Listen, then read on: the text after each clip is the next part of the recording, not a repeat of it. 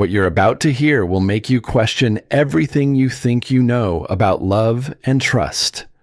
A woman fighting for her life in the ICU, her premature baby clinging to survival, while just miles away, her husband is whispering promises to another woman and buying her an $85,000 engagement ring with their joint account. But a single security camera was recording every word, every lie, every heartless moment. When that footage hit the internet, it didn't just destroy one man's double life, it sparked a movement that helped thousands of women and changed laws across multiple states. This isn't just about betrayal. It's about what happens when your worst moment becomes the catalyst for your greatest triumph. By the end of this story, you'll understand why sometimes the people who hurt us most give us exactly what we need to become who we're meant to be. Settle in for this 60-minute journey from the depths of human cruelty to the heights of resilience and justice. The ending will restore your faith in the power of truth. Claire Morgan stood in the nursery of their Chicago penthouse, her 34-week pregnant belly casting a shadow over the freshly assembled crib. The room glowed with soft yellow paint, the color of hope. She had told Derek when they chose it together 6 months ago. Everything was ready for their daughter's arrival. Tiny clothes folded in drawers, a rocking chair positioned by the window overlooking Lake Michigan, and a mobile of dancing elephants that Derek had surprised her with last Christmas. "It looks perfect, sweetheart," Derek Hamilton said from the doorway, his voice smooth as aged whiskey. Her husband was handsome in that sharp, tailored way that spoke of success, steel-gray eyes, a jawline that could cut glass, and a salary from his prestigious law firm that afforded them this beautiful life. But his eyes weren't on the nursery. They were on his phone, his thumb moving in that familiar, obsessive rhythm that had become so common lately. A familiar unease pricked at Claire's chest. Over the past few months, Derek had grown distant. He called it work stress, a major merger that was consuming his life. When she tried to talk to him about it, he would kiss her forehead and promise that after the deal closed, everything would go back to normal. She chose to believe him because the alternative was too frightening to consider. "I was thinking we could put the rocking chair right here," Claire said, gesturing to the corner where golden afternoon light streamed through the windows. "So I can watch the sunset while feeding her." "Sounds perfect," Derek murmured, typing rapidly. He looked up briefly, slipping the phone into his pocket. "I have to run back to the office for a few hours. Final details on the Morrison case. You know how it is." He didn't wait for a reply, just leaned in and gave her a kiss on the cheek that felt more like a business transaction than affection.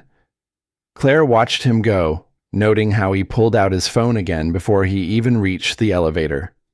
She tried to shake off the feeling, attributing it to the normal anxieties of a first-time mother. But as she folded tiny onesies, a memory surfaced that made her hands pause. 2 weeks ago, she had found a woman's earring in Derek's car, a delicate silver piece she had never seen before. When she asked about it, Derek barely looked up from his laptop. "Oh, that," he had said with a dismissive wave. "Jennifer Morrison left it after our dinner meeting. You know how these clients are always leaving something behind." It was a perfectly reasonable explanation. Derek often entertained clients, and Jennifer Morrison was indeed the CEO they were courting for the merger. Claire had felt foolish for even asking. But now, standing in their daughter's nursery, that same nagging doubt crept back in. Derek's late nights had become more frequent. His business dinners seemed to happen every weekend. And there were the phone calls, hushed conversations that ended abruptly when she entered the room. Claire placed a hand on her swollen belly, feeling their daughter kick against her ribs. "It's just pregnancy hormones," she whispered to herself. The same mantra she had been repeating for months. "Everything is fine. We're going to be a happy family."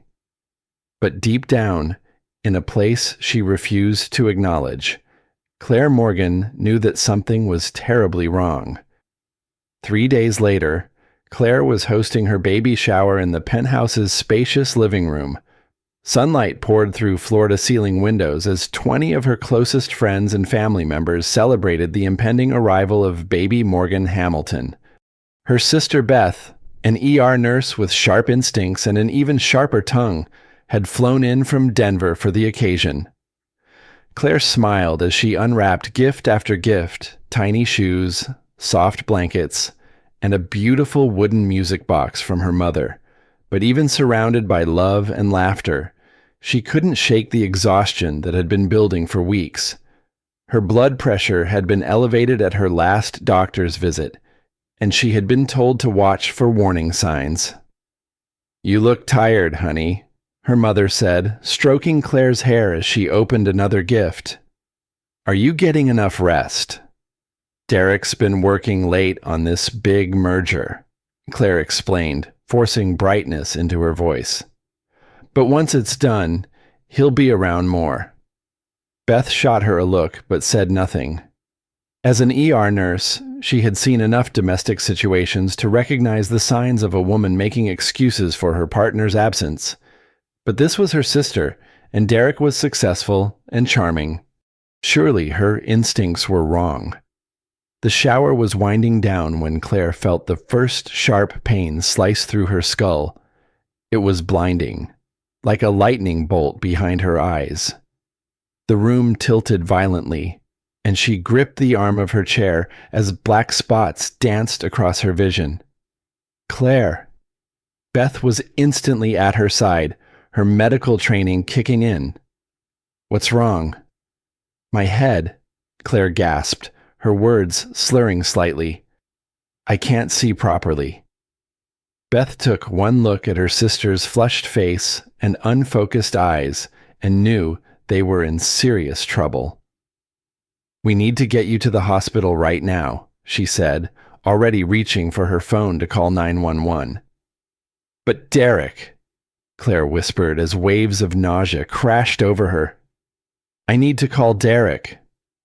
Beth dialed Derek's number while the paramedics were en route. It went straight to voicemail. She tried again. Voicemail. A third time. Still nothing. "Where the hell is he?" Beth muttered. But Claire was already losing consciousness, her body going limp as the preeclampsia overwhelmed her system. The ambulance ride was a blur of sirens and urgent voices. By the time they reached Northwestern Memorial Hospital, Claire's blood pressure was dangerously high, and the baby's heart rate was dropping. Beth stood in the trauma bay, watching as doctors worked frantically to stabilize both her sister and her unborn niece. It wasn't until 45 minutes later that Derek finally called back. "Beth, what's going on? I was in a meeting and saw your calls." "Claire collapsed," Beth said, her voice tight with barely controlled fury. "Severe preeclampsia. We're at Northwestern Memorial. Where the hell have you been?" "I'm coming right now," Derek said, and she could hear car doors slamming in the background. "Is she okay? Is the baby okay?" "We don't know yet," Beth replied, but she was already studying the timestamp on her call log.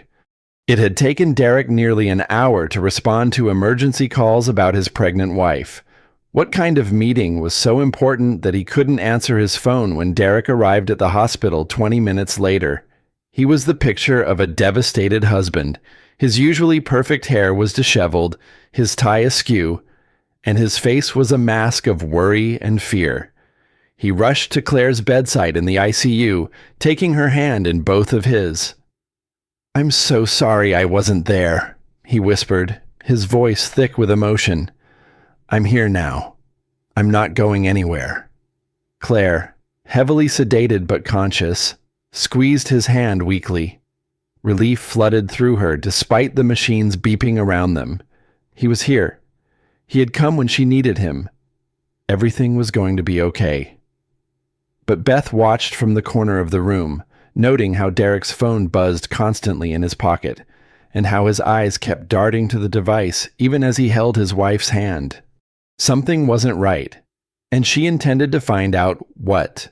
For the next 24 hours, Derek Hamilton played the role of devoted husband with Academy Award-worthy precision. He slept in the uncomfortable chair beside Claire's bed, his expensive suit wrinkled and his face etched with concern.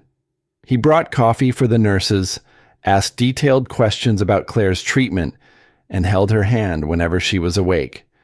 To everyone watching, he was the epitome of a loving partner facing his worst nightmare. But Beth noticed the cracks in his performance. She saw how he would retreat to the hallway to take hushed phone calls, always positioning himself where he could see if anyone was approaching. She watched him check his messages obsessively, his face cycling through emotions that had nothing to do with medical updates about his wife. "The baby's heart rate is stabilizing," Dr. Patricia Williams, the lead obstetrician, informed them during morning rounds. "But Claire's blood pressure is still dangerously high. We're monitoring hour by hour."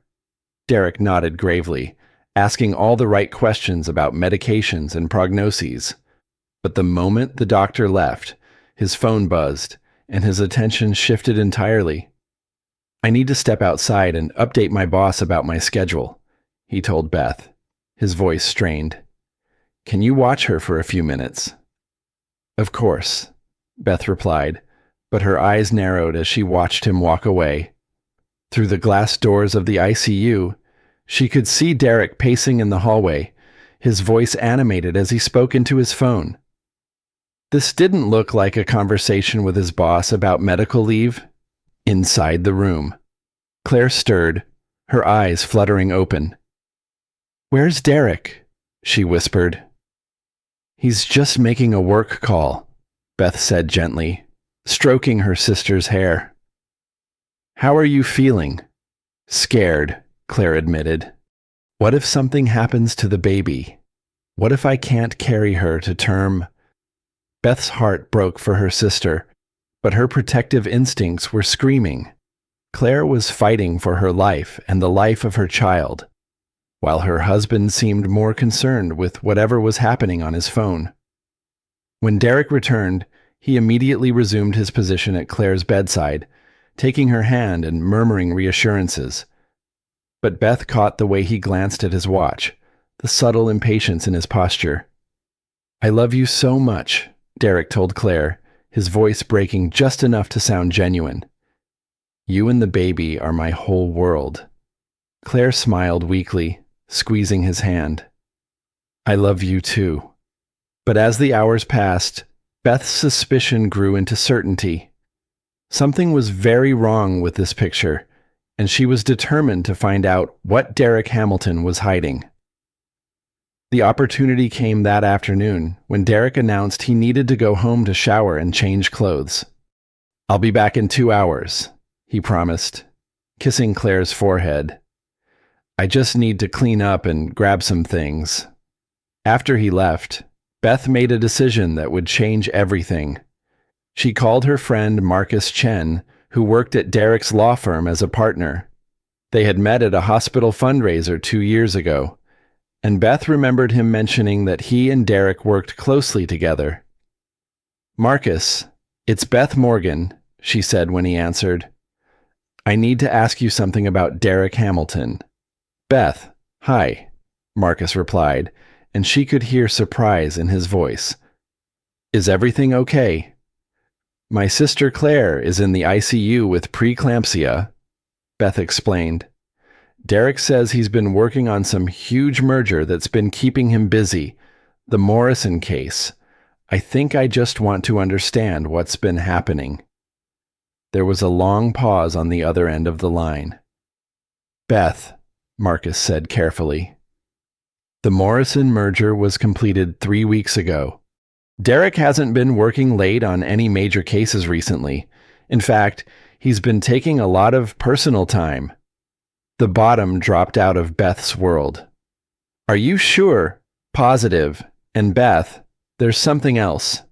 I've been noticing some irregularities in Derek's expense reports, personal charges on company cards, unexplained travel expenses.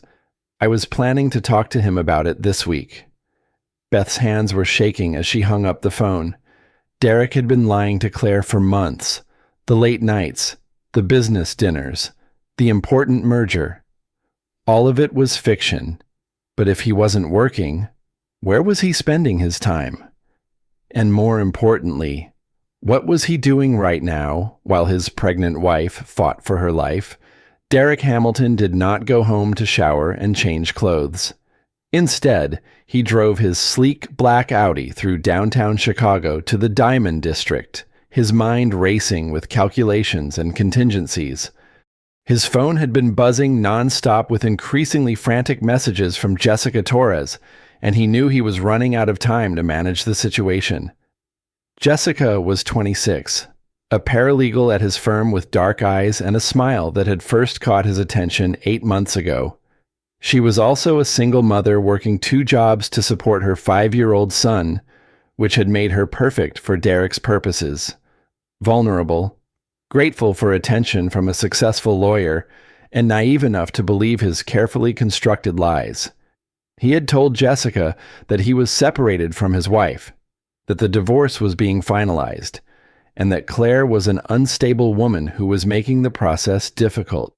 When Jessica asked why he still wore his wedding ring, Derek explained it was to maintain appearances at work until the paperwork was complete. "You have to understand," he had said during one of their romantic dinners. "Claire has mental health issues. The pregnancy wasn't planned, and it's made everything worse. My lawyer says I need to be careful about how I handle things." Jessica, who had grown up in foster care and understood complicated family situations, had believed every word. Now, as Derek parked outside Tiffany & Company on Michigan Avenue, he was preparing to take the next step in his deception. He had been promising Jessica that they would be together soon, that he just needed to handle things carefully. The ring was meant to be proof of his commitment, a symbol that their future was real. The store was quiet on this Tuesday afternoon, its polished surfaces reflecting the soft lighting that made every diamond sparkle like captured starlight. Derek approached the engagement ring counter with the confidence of a man who had never been denied anything he wanted. "I need something exceptional," he told the sales associate, a young woman named Riley Summers who was working part-time while finishing her journalism degree. "Classic, but with impact. A round diamond is too common. Show me your best princess cuts, 3 carats or higher."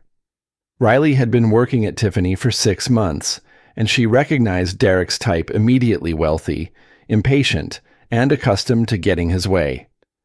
As she laid out several options on black velvet, Derek's phone rang. "Hey, beautiful," he said, turning slightly away from Riley as he answered. His voice dropped to an intimate tone that was completely different from his earlier commanding manner. "I know.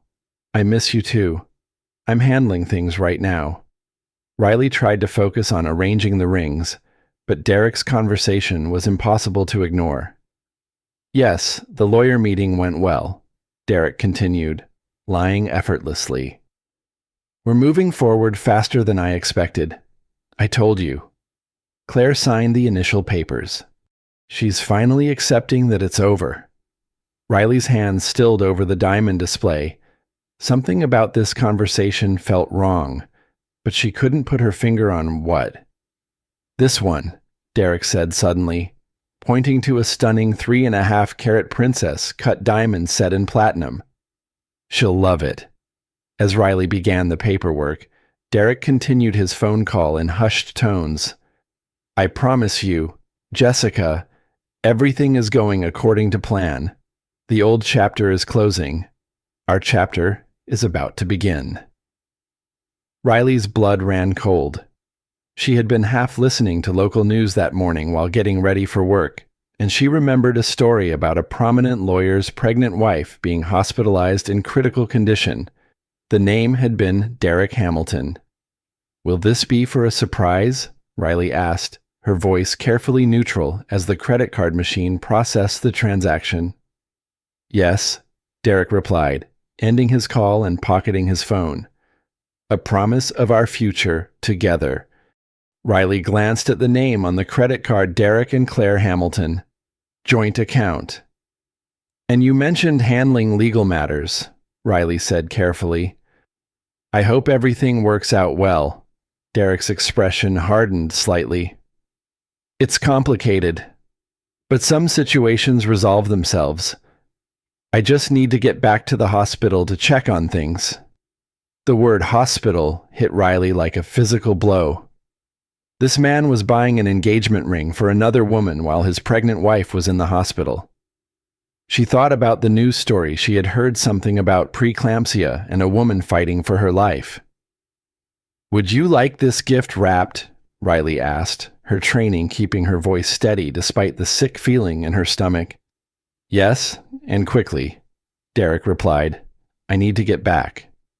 As Derek signed the receipt for $85,000, Riley made a decision that would change everything. She had always been interested in true crime, even hosting a small podcast called Truth Seekers with her roommate. She knew that sometimes the truth needed help finding its way into the light. Derek took the small Tiffany bag and walked out of the store, completely unaware that the security camera in the corner had captured every word of his conversation, and that the young woman who had served him was already planning to expose his horrifying secret to the world. Riley Summers sat in her studio apartment that night, staring at the business card Derek Hamilton had left behind and the notes she had taken immediately after he left the store. Her hands were trembling as she Googled his name, and what she found made her stomach turn. The headlines were everywhere: "Prominent Chicago lawyer's wife in critical condition." "Baby's life hangs in balance as mother fights preeclampsia." "Family requests privacy during medical crisis." The photos showed a beautiful, glowing pregnant woman at various charity events, always smiling beside the same handsome man who had bought an engagement ring for someone named Jessica just hours ago. Riley called her roommate and podcast co-host, Jake Martinez, a social media manager who understood how information traveled in the digital age. "You're not going to believe what happened at work today," Riley began, and proceeded to tell Jake everything she had witnessed. "Are you serious?" Jake's voice was incredulous. "This guy bought an $85,000 ring for his mistress while his pregnant wife was dying in the hospital." "I have it all on the store's security footage," Riley said. "The conversation, the credit card with both their names, everything." Jake was quiet for a long moment. "Riley, this is huge, but you could lose your job. Tiffany has strict privacy policies." "I know," Riley replied, "but I keep thinking about that woman in the hospital. She has no idea what her husband is planning. Someone needs to tell her the truth." "What if we post it anonymously?" Jake suggested. "I can edit the footage to protect your identity and the store's brand. We'll focus on him and what he did." Riley thought about Claire Hamilton, fighting for her life while her husband planned his new future with another woman. She thought about the casual way Derek had mentioned handling things and getting back to the hospital. "Do it," she said. Jake worked through the night, carefully editing the security footage to highlight Derek's conversation while protecting identifying information about the store and staff. He posted the 2-minute video to TikTok at 6 a.m. with a simple caption, "This is Derek Hamilton. While his pregnant wife Claire fights for her life in the ICU, he bought an $85,000 engagement ring for his mistress Jessica. He paid with their joint account. This is what betrayal looks like." The effect was immediate and devastating. Within 30 minutes, the video had 1,000 views. Within an hour, 10,000. By lunchtime, it had reached 1 million views and was spreading across every social media platform. The comments were a mixture of outrage, disbelief, and calls for justice.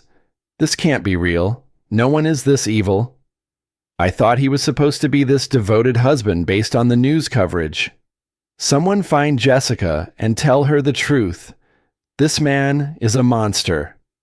The hashtag Roger Justice for Claire began trending, and news outlets started picking up the story. By afternoon, major networks were running segments about the viral video that exposed a husband's shocking betrayal, but the most devastating impact was yet to come. Beth Morgan was scrolling through her phone in the ICU waiting room when she saw it.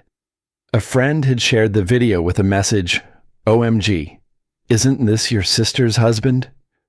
Beth's blood turned to ice as she watched the security footage. There was Derek, clear as day, buying an engagement ring while whispering sweet promises to someone named Jessica. There was the timestamp showing it had happened just hours after Claire had collapsed. And there was his voice, captured in crystal clear audio. "The old chapter is closing. Jessica, our chapter is about to begin." Beth's hands were shaking so violently she could barely hold her phone. She felt like she was going to vomit, or scream, or both. Every instinct she'd had about Derek had been right, but the reality was so much worse than she had imagined. She looked toward Claire's room, where Derek was currently sitting beside his wife's bed, holding her hand and playing the part of the concerned husband. The sight of him made her vision blur with rage. Beth stood up and walked toward the small private conference room where she had seen Derek take his phone calls. She needed to confront him away from Claire, whose blood pressure couldn't handle the shock of learning the truth. Derek was there, pacing with his phone pressed to his ear. His voice was urgent and desperate as he spoke. "Jessica, just listen to me," he was saying. "Don't believe what you're seeing online.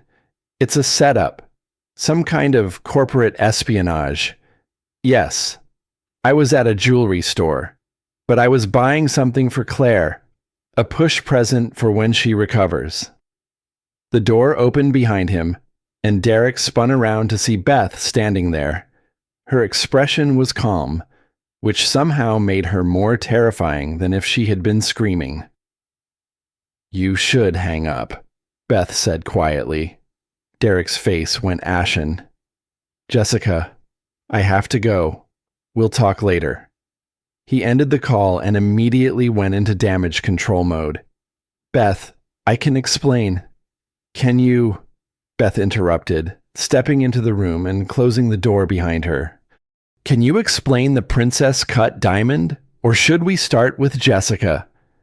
Maybe we can discuss the $85,000 you spent from your joint account while my sister's life hung in the balance." Derek's mind raced for a plausible lie. "The ring is for Claire," he stammered. "It's a surprise for when she gets better. I wanted to show her how much she means to me after all this." Beth pulled out her phone and played the video. The audio filled the small room. "The old chapter is closing. Jessica, our chapter is about to begin." Derek stared at the phone as if it were a weapon pointed at his chest.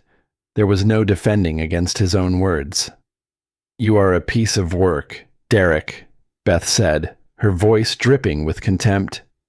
"You stood in that room holding her hand, letting nurses call you a devoted husband, all while planning your escape with someone else. And you did it with her money. You don't understand the pressure I've been under," Derek began, switching to self-pity. "The pregnancy, the changes in Claire, it wasn't the same anymore. She became obsessed with the baby, distant from me." "She was growing your child," Beth snapped, her composure finally cracking. "While you were wine and dining your mistress. She was home exhausted, preparing for your daughter. She was probably blaming herself for your distance, thinking she wasn't being a good enough wife, while you were feeding her lies and planning to abandon her." Derek opened his mouth to respond, but the door burst open. It was Dr. Williams, her face grim. "Mr. Hamilton, "I need you immediately," she said. "The baby is in distress. We need to do an emergency C-section right now." Derek's face went white, but Beth could see that his fear wasn't for his wife and child. It was for himself. His carefully constructed world was crumbling, and now he might lose the only thing that still gave him plausible deniability, the image of being a devoted father. As they rushed toward the operating room, Beth watched Derek's face and saw the truth that would haunt her forever. This man didn't love Claire or their daughter. He saw them as obstacles to the life he really wanted. And now the whole world knew exactly who Derek Hamilton really was. The operating room at Northwestern Memorial Hospital became a battlefield where two lives hung in the balance. Claire Hamilton lay unconscious on the table, her body failing under the assault of severe preeclampsia, while inside her, a baby girl fought to survive at just 34 weeks gestation. Derek stood outside the OR doors, still in his expensive suit, but now looking like a man whose world was imploding in real time. Hospital staff hurried past him, some shooting him looks of recognition and disgust. The viral video had reached even here, turning him from a sympathetic figure into a pariah. His phone buzzed constantly with calls from reporters, his law firm, and Jessica. Each ring felt like another nail in the coffin of his carefully constructed life. Derek Hamilton. A security guard approached him. "I'm going to need you to come with me." "What, why?" Derek's voice cracked. "My wife is in surgery. Hospital administration wants to speak with you. There's a media situation developing outside." As Derek was escorted away from the surgical floor, Beth remained in the family waiting area, her heart breaking for her sister and the innocent baby who had done nothing to deserve this chaos. Through the windows, she could see news vans lining the street, reporters doing live broadcasts about the scandal that had captivated the nation. Inside the OR, Dr. Williams worked with steady precision. "Baby's heart rate is dropping," she called out. "We need to get her out now." The surgical team moved with practiced efficiency, fighting against time and biology. Claire's blood pressure was dangerously unstable, making every second critical. "Scalpel," Dr. Williams commanded, making the incision that would bring new life into a world of chaos. Minutes later, a tiny cry filled the sterile air, weak but defiant. "We have her," Dr. Williams announced. "Baby girl Hamilton, 2 pounds, 3 ounces. NICU team, she's yours." The premature infant was whisked away to the neonatal intensive care unit, her tiny fists waving as if she was already fighting the world that had been so cruel to her mother. Claire remained unconscious, her body working to recover from both the surgery and the preeclampsia that had nearly killed them both. She had no idea that while she fought for her life, her husband's betrayal had become a global news story. Downstairs, Derek faced a nightmare of his own making. Hospital administrators had decided that his presence was a liability. The media attention was disrupting patient care, and staff members were distracted by the scandal. "We're asking you to leave," the chief administrator said bluntly. "Hospital security will escort you out through a back entrance." "You can't do this," Derek protested. "My wife just had surgery. My daughter was just born." "Mr. Hamilton, your wife and daughter will receive the best possible care, but your presence here is causing problems for other patients and families. We'll contact you with updates."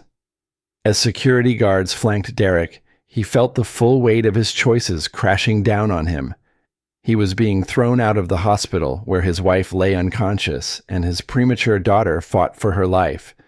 But even in this moment, his thoughts weren't entirely on Claire and the baby.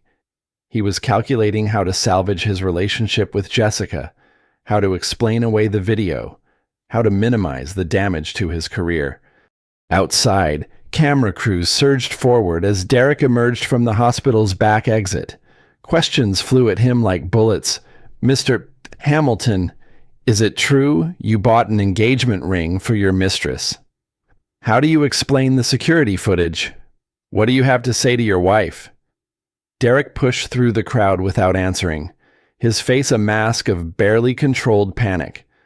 This was supposed to be the day he celebrated becoming a father. Instead, it had become the day his entire life exploded into a million pieces. Meanwhile, in the NICU, a tiny baby girl who would later be named Hope by her mother lay in an incubator, surrounded by machines and medical staff who were already calling her their little fighter. She had no idea that she had been born into a story that would define the rest of her life, not as the daughter of Derek Hamilton's betrayal, but as a symbol of her mother's incredible strength. While Claire slowly recovered from surgery and little Hope fought to grow stronger in the NICU, the outside world watched Derek Hamilton's life disintegrate in real time. The viral video had done more than expose his betrayal, it had triggered an avalanche of consequences that buried him completely. By the time Derek reached his penthouse that evening, he found the locks had been changed. A terse note from Beth was taped to the door. "A lawyer will be in contact.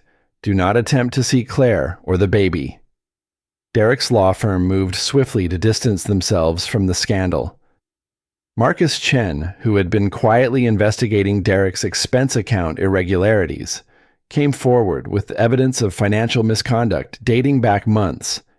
Derek had been using company resources to fund his affair, including charging romantic dinners and weekend getaways to client entertainment accounts. The firm of Morrison, Chen and Associates announces the immediate termination of Derek Hamilton, read the statement released to the press. "Mr. Hamilton's conduct represents a fundamental violation of our ethical standards and professional values." Derek's corporate credit cards were canceled, his office access was revoked. 24 hours after becoming a father, he was unemployed, homeless, and facing potential criminal charges for financial fraud. But perhaps the most devastating blow came from an unexpected source. Jessica Torres had spent the day watching her phone explode with notifications as the story went viral. Friends, coworkers, and strangers alike sent her the video, tagging her as Derek's mistress and homewrecker. The narrative painted her as a calculating woman who had knowingly destroyed a family. The truth was far more complex. Jessica was a single mother who had genuinely believed Derek was separated and going through a difficult divorce. He had shown her what appeared to be legal documents, had detailed stories about Claire's mental health issues, and had even introduced her to a man he claimed was his divorce attorney. "I thought I was dating a man who was rebuilding his life after a painful marriage," Jessica later told investigators. "He showed me apartment listings, talked about custody arrangements, even asked me to help him pick out furniture for his new place. I had no idea his wife was pregnant, let alone in the hospital." As the full scope of Derek's deception became clear, Jessica made a decision that would prove crucial in the legal battle to come. She contacted Beth through the hospital and asked to meet. The meeting took place in a coffee shop near Northwestern Memorial. Jessica arrived looking nothing like the femme fatale the internet had painted her as. She was young, tired, and clearly devastated by the revelation of how thoroughly she had been manipulated. "I brought this," Jessica said, sliding the Tiffany box across the table to Beth. "I don't want anything that came from his lies." Beth stared at the ring that had cost more than most people made in a year, money that had come from Claire's account while she lay dying in the ICU. "I also have these," Jessica continued, pulling out a folder. "Text messages, emails, photos of the documents he showed me. I want to help. I want to testify about everything he told me." Beth studied the young woman across from her. "Why?" "Because I have a 5-year-old son," Jessica said, her voice breaking. And if someone did to me what Derek did to your sister, I would want people to stand up and tell the truth." As Beth reviewed Jessica's evidence, a clear picture emerged of Derek's calculated manipulation. He had been planning his exit strategy for months, carefully preparing Jessica to be his soft landing while slowly extracting himself from his marriage to Claire. The irony was devastating. Derek had counted on Claire being so focused on the pregnancy that she wouldn't notice his emotional withdrawal. He had used her condition as a weapon against her, telling Jessica that Claire was unstable and obsessed with the baby. "He told me the pregnancy was an accident," Jessica whispered. "He said Claire had stopped taking birth control without telling him, and that it proved how manipulative she was." Beth felt sick. Every aspect of Claire's joy in her pregnancy had been twisted by Derek into evidence of her inadequacy as a wife. He had been preparing to abandon his family from the moment he learned Claire was pregnant. But Derek Hamilton had made one crucial mistake. He had underestimated the power of the truth when it finally came to light. As Beth left the coffee shop with Jessica's evidence, she knew that her sister's fight was far from over. Claire would need to recover from surgery, learn to be a mother to a premature baby, and somehow find the strength to rebuild her life from the ground up. But she wouldn't be doing it alone. And Derek Hamilton would face the full consequences of his choices not just in the court of public opinion, but in actual courts of law. The viral video had exposed his betrayal, but it was only the beginning of his reckoning. 3 weeks after Hope's dramatic entrance into the world, Claire was finally strong enough to leave the NICU and hold her daughter for more than a few minutes at a time. The tiny baby had defied every odd, growing stronger each day with the same determination that would come to define her mother's journey. Beth had been Claire's constant companion throughout the recovery, handling visitors, managing medical updates, and most importantly, shielding her sister from the media circus that had engulfed their lives. But the time had come for Claire to learn the truth about Derek's betrayal. "Claire," Beth said gently, sitting beside her sister's hospital bed, "there are some things you need to know about Derek, about what's been happening while you've been recovering." Claire looked up from the photo of Hope she'd been studying. "What do you mean, is he okay?" "I've been wondering why he hasn't been here much." Beth's heart broke at the innocent concern in her sister's voice. Even after everything, Claire was worried about the man who had betrayed her so completely.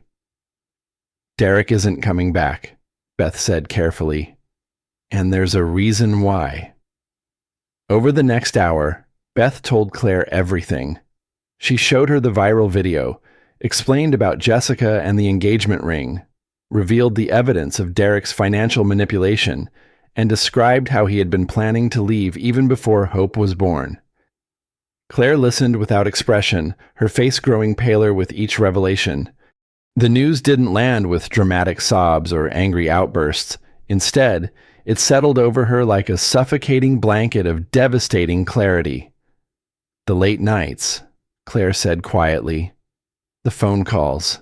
The way he seemed so distant during the pregnancy." "He told Jessica you were mentally unstable," Beth said gently. "He used your pregnancy symptoms as proof that you were difficult to live with." Claire closed her eyes, and Beth watched her sister's face as months of gaslighting and manipulation finally made sense. Every time Claire had felt something was wrong, Derek had convinced her it was pregnancy hormones. Every time she had questioned his absences, he had made her feel guilty for not trusting him. "Where is he now?" Claire asked. "Gone," Beth replied. "Fired from his firm, facing criminal charges for financial fraud, living with his parents in the suburbs." Claire nodded slowly, then looked down at the photo of Hope again. "She's beautiful, isn't she?" "She's perfect," Beth agreed. "Just like her mother." For the first time since learning the truth, Claire smiled. It was a small, sad smile, but it was real. "I need to see her," Claire said. "I need to hold my daughter." As they made their way to the NICU, Claire felt the weight of her old life falling away. The marriage had been a lie. The man she'd loved had never existed, and the future she'd planned was gone forever. But holding hope against her chest, feeling the baby's tiny heartbeat, and watching her bright eyes focus on her mother's face, Claire realized something profound. This wasn't an ending. It was a beginning. "It's just us now," she whispered to her daughter, "and we're going to be okay." In the months that followed, Claire would discover that she was stronger than she had ever imagined. With Jessica's testimony and the overwhelming evidence of Derek's deception, the divorce proceedings were swift and decisive. The court awarded Claire full custody of Hope, their penthouse, and the majority of their assets. Derek's attempts to claim he deserved half of their wealth fell apart when faced with evidence of his financial fraud and the morality clause in their prenuptial agreement that his own behavior had triggered. But Claire's real victory wasn't financial, it was personal. Using her settlement money and the unexpected platform that her story had created, she established the Hope Initiative, a foundation providing legal aid and support services for women facing betrayal during vulnerable periods of their lives. The letters started arriving within weeks of the foundation's announcement. Thousands of women wrote to share their own stories of being abandoned during illness, pregnancy, or family crises. Claire realized that Derek's betrayal, while extreme in its public nature, was part of a much larger pattern of men who disappeared when their partners needed them most. 1 year to the day after her collapse at the baby shower, Claire stood before a packed auditorium at Northwestern University, delivering the keynote address at a conference on domestic financial abuse. Hope, now a healthy, curious 1-year-old, sat in the front row with Beth, babbling happily as her mother spoke. "A year ago, I thought my life was ending," Claire told the audience. "I was fighting for my life and my daughter's life while discovering that everything I believed about my marriage was a lie. The man I had trusted with my future had been systematically planning to abandon us, using my own money to finance his betrayal." The audience was silent, hanging on every word. But here's what I learned sometimes. The worst thing that happens to you becomes the catalyst for your greatest strength. Derek's betrayal didn't destroy me. It revealed who I really was underneath all the lies he had made me believe about myself. Claire clicked to the next slide, showing statistics about the Hope Initiative's first year.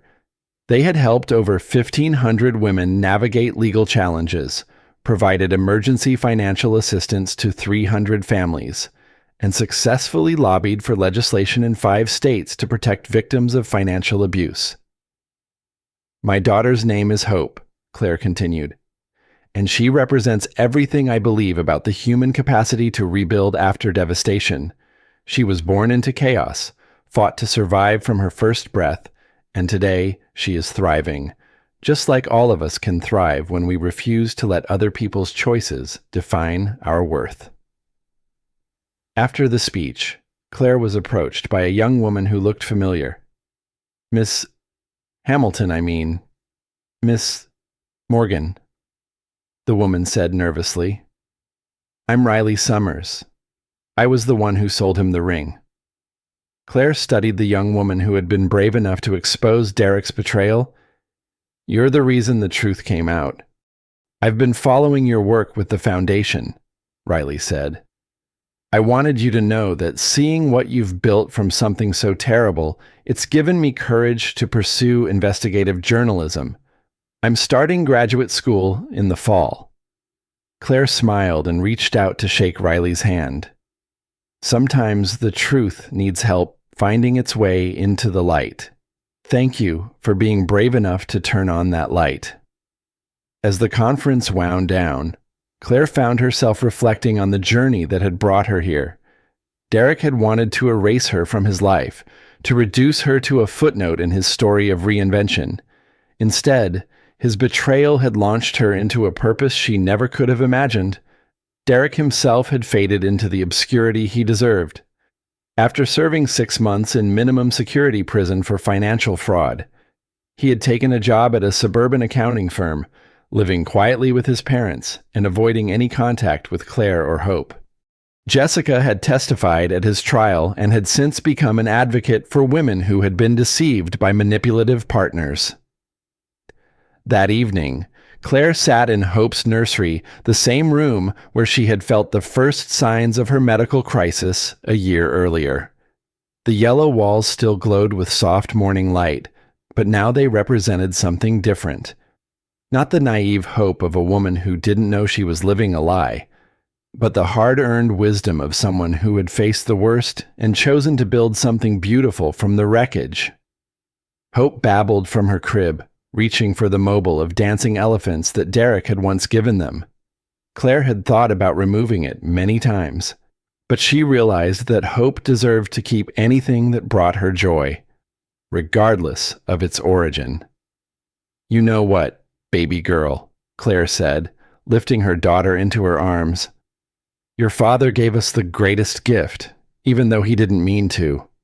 He showed us who we really are when everything else is stripped away. And we're pretty amazing." Hope gurgled and grabbed a handful of Claire's hair, her bright eyes the same deep blue as her mother's, sparkling with mischief and intelligence. Outside the window, Chicago stretched out in all directions, full of possibilities that Claire was finally ready to embrace. She had learned that strength wasn't about never falling down.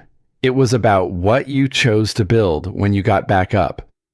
And Claire Morgan had built something extraordinary from the ashes of Derek Hamilton's betrayal, a new life, a thriving foundation, and most importantly, a future where Hope would grow up knowing that her mother was a woman who turned her greatest pain into her greatest purpose.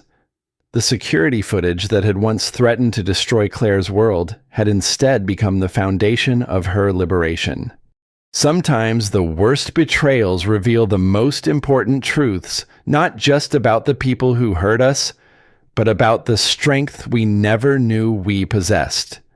Claire's story had started with a ring bought in deception, but it ended with a legacy built on truth, resilience, and the unbreakable bond between a mother and daughter who had survived the unthinkable together. Claire's story proves that even in our darkest moments, we have the power to write our own ending. Her journey from victim to advocate has inspired millions and created real change in the world. If this story moved you, hit that like button to show support for survivors like Claire. Share this video with someone who needs to hear that they're stronger than they know. And don't forget to subscribe and ring that notification bell, because every week we bring you true stories that matter, stories of ordinary people who find extraordinary strength when life tests them the most. What part of Claire's journey resonated with you the most? Drop a comment below, and let's start a conversation about resilience, justice, and the incredible things that happen when we refuse to let others define our worth. Remember, your story isn't over. Sometimes the worst chapter is just setting up the most powerful comeback. Thank you for listening, and I'll see you in the next video.